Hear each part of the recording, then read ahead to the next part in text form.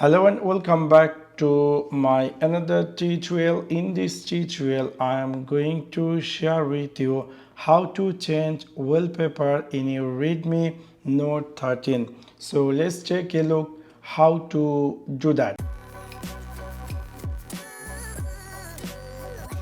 You might be recently bought this Redmi Note 13 and you are wondering how to change wallpaper. In order to do that, it's really very easy and simple. You need to click in your Redmi Note 13 settings section. After click over there, you need to scroll down and then you will find there something say wallpaper.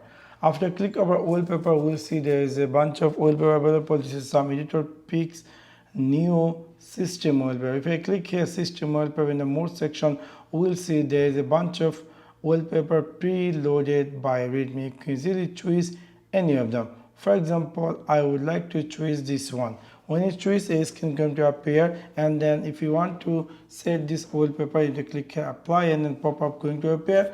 Do you like to set this wallpaper on your lock screen, home screen, or both?